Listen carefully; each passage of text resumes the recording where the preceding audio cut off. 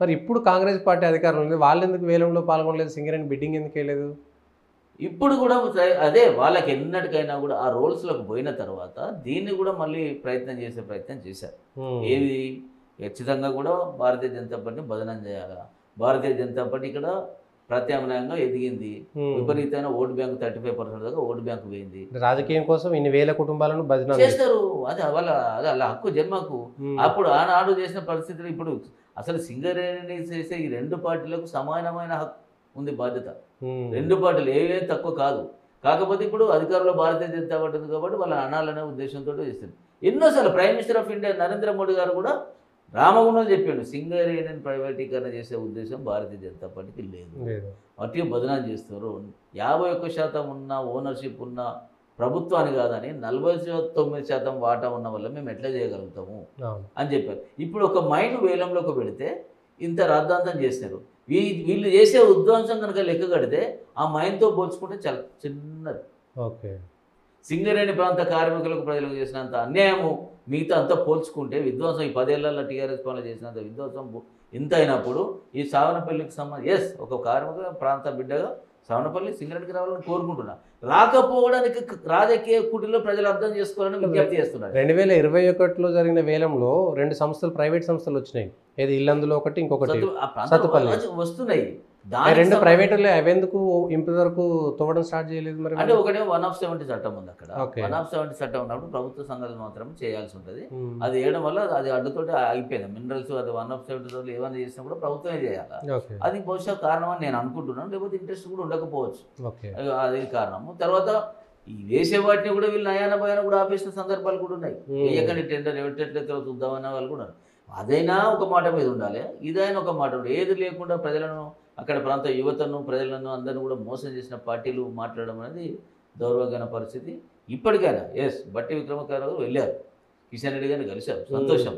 తప్పకుండా అది మెటీరియల్ అవుతే కావాలని నేను కోరుకుంటున్నాను. కిషన్ రెడ్డి గారు కూడా ప్రధానమంత్రితో మాట్లాడుతున్నారు.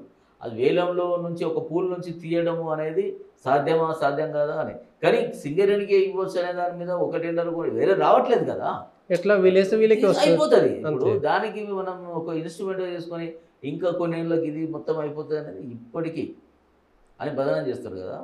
ఇప్పటికీ 1200 మిలియన్ టన్నులు ప్రూవ్డ్ 1200 మిలియన్ టన్నుల బొగ్గు నిక్షేపాలు ఉన్నాయి. దాంట్లో ఈ 125 ఏళ్ళలో 127 ఏళ్ళలో తవ్వింది కేవలం 200 మిలియన్ టన్నులు, ఇంకా 1000 మిలియన్ టన్నులు ఉన్నాయి. వాళ్ళు ఏమంటారు, ఇది కూడా గ్లోరిఫై చేస్తారు, ఇది కూడా ప్రైవేట్గా సమస్య లేదు. ఆ సుప్రీంకోర్టులో ఉన్నటువంటి బొగ్గులు అయిన తర్వాత పరిస్థితి ఉంటుంది. ఇప్పుడు ఎగ్జిస్టింగ్ ఉన్న లైఫ్లు, ఒక్కొక్క మైండ్ లైఫ్లు ఉంటాయి జీవితకాలం. ఇంకా 60, 70 ఏళ్ళు, 100 ఏళ్ళ దాకా డోకా లేదు. ఇది నేను ఎస్ కుమార్ గానో బీజేపీ నాయకులు కాదు, సాక్షాత్ ఆ ప్రాంతం సీఎండే చెప్పాడు, సింగరేణికి ఇంకా 150 ఏళ్ళ దాకా డోకా లేదని చెప్పాడు.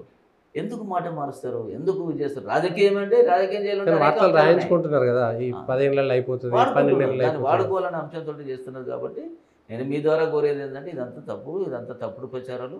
ప్రజలకు, ఆ ప్రాంత వాసులకు మొత్తము ఒక బొందలగడ్డగా చేసి పూర్తిగా నాశనం చేసిన పార్టీలు అవి రెండు. కాబట్టి అసలు బొగ్గును చేసిందే కాంగ్రెస్ పార్టీ. కుంభకోణాలు వీళ్ళు కొనసాగించారు, దాదాపు పరిస్థితి వచ్చింది. అది లేనట్టయితే ఆ పరిస్థితి ఉండదు. ఇంకొకటి కూడా ఏంటి, ఇక్కడ మరోవైపు పర్యావరణం సంబంధించి ఈ దేశంలో విద్యుత్ వాడకం పెరిగిపోయింది. డిమాండ్కి సరిపడా విద్యుత్ వేయాలంటే అది ఎక్కువ శాతం 80% విద్యుత్ థర్మల్ స్టేషన్ల ద్వారానే వస్తుంది. ఈ థర్మల్ స్టేషన్ కావాలంటే బొగ్గు ఉత్పత్తి ప్రొడక్షన్ కంపల్సరీ ఎక్కువ చేయాలంటే ప్రైమ్ మినిస్టర్ ఒకసారి సమీక్ష కూడా పెట్టారు. వీళ్ళందరినీ ట్రేడ్ నాయకులను అందరినీ కూడా ఆయా ప్రాంతాలకు సంబంధించిన బొగ్గు ఉత్పత్తి రాష్ట్రాలను పిలిచి మాట్లాడినప్పుడు డిమాండ్ మనకు 700-750 మిలియన్ టన్నుల డిమాండ్ ఉంది. ప్రొడక్షన్ చేస్తే మనకు 500-550కి మించి రావట్లేదు. సింగరేణి 70 మిలియన్ టన్నులు ప్రొడక్షన్, అది హయ్యెస్ట్గా. అది ఎక్కడి నుంచి 5 మిలియన్ టన్నులు, 12 మిలియన్ టన్నుల నుంచి ఇప్పుడు 70 మిలియన్ వచ్చింది. కార్మికులు, అధికారులు, అక్కడ ఒక రకమైన ట్రేడ్ యూనియన్లు సమన్వయం ఉండడం వల్ల పరిస్థితి తీసుకొచ్చింది. దీనికన్నా మొదలు ఇంకొక విషయం చెప్పదలుచుకున్నది ఏంటంటే, అసలు సింగరేణి సిక్ ఇండస్ట్రీ పోయినప్పుడు కాపాడింది ఎవరు? కార్మికులు మర్చిపోతారని నాయకులు అనుకుంటున్నారు. 2 సంస్థలు మా ప్రాంతంలో, ఎఫ్సిఐ మూతపడ్డది, సింగరేణి కూడా మూతకు గురైందని నోటీసులు ఇచ్చేశారు, అయిపోయింది, కోలాప్స్ చేస్తామనే పరిస్థితి ఉంటే 663 కోట్ల రూపాయలు ఆనాడు ప్రధానమంత్రి గౌరవ అమరు అటల్ బిహారీ వాజ్పేయి గారు మారిటోరియం విధించడం వల్ల సింగరేణి బతికి బయటపడ్డది. ఓకే. లేకపోతే సింగరేణి ఆనాడే క్లోజ్ అయిపోయేది పరిస్థితి. 627 కోట్ల రూపాయలు ప్రతి కార్మికులే తెలుసు, ప్రతి ఒక్కరు. అప్పుడు మానిటోరియం విధించడం వల్ల ఆ నష్టాల నుంచి బయటపడి BFIR పరిధి నుంచి బయటకు వచ్చిన తర్వాత కార్మికులంతా ఐక్యంగా పోరాటం చేసి ఐక్యంగా కలిసి ఒక్కొక్కరు శక్తికి మించి రక్తాన్ని మొత్తం చెమటకు మార్చి మొత్తం చేసి టన్నుల కొద్ది బొగ్గు ఉత్పత్తి చేసి నష్టాల నుంచి లాభాలకు తీసుకొచ్చారు. ఆనాటి నుంచి కూడా ఇప్పటిదాకా లాభాలకి తీసుకొస్తున్నారు. ఇదేదో వీళ్ళు పెద్ద ప్రణాళికం చేసినది కాదు. మా సంస్థను మేము కాపాడుకోవాలి, మా సింగరేణి మేము కాపాడుకోవాలని నడుం బిగించి సెలవులు మర్చిపోయారు. రాత్రి పగలు డ్యూటీ ఓవర్ టైం అవన్నీ మర్చిపోయి ఉత్పత్తి చేసి సింగరేణి కాపాడింది. ఆ సింగరేణి మనగడ ఉండడానికి కారణం భారతీయ జనతా పార్టీ ఆనాడు అటల్ బిహారీ వాజ్పేయి గారు. ఓకే. కానీ ఇప్పుడు అవన్నీ పక్కకు పోయి చేస్తూ తెలంగాణ అది మర్చిపోతారు. వీళ్ళకి తెలియదు చరిత్ర, మాకు తెలుసు కదా. వాళ్ళు పార్టీ పెట్టింది 2001 పెట్టింది. ఇవి జరిగినాయని అప్పుడు జనాలకు మీరు చెప్పింది ఓట్లే కదా. తెలంగాణ కార్మికులు మారిపోయారు. ఏమైంది, 1,16,000 మంది కార్మికులు ఇప్పుడు 38,000కి వచ్చింది. అంటే ఎంతమంది పోయింది కార్మికులు? ఆ కార్మికులు పాతకాలం అందరూ కూడా తెలుసు. ఇప్పుడు 12,000 మంది పిల్లలు అంతా కూడా కొత్త వాళ్ళకి ఈ స్టోరీ ఇవన్నీ తెలియదు కదా. యూత్కి అందరికి ఏం తెలుస్తుంది? ఆ పద్ధతిలో పాత వాళ్ళకి అందరు కూడా తెలుసు, ట్రేడ్ యూనియన్ నాయకులకు అందరూ తెలుసు. ఆ రోజు వాజ్పేయి గారు కాపాడకపోతే సింగరేణి పరిస్థితి ఏంది అనేది.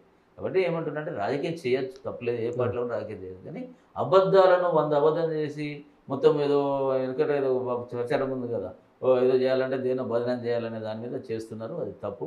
సింగరేణి కార్మికులు విజ్ఞులు, ప్రజలంతా కూడా తెలియదు, అంతకన్నా మించి చైతన్యవంతులు. కాబట్టి అది జరగకూడదు, జరగదు. మీ యొక్క ప్రచారానికి అంత ఓట్లు రాలే అవకాశం అక్కడ లేదు.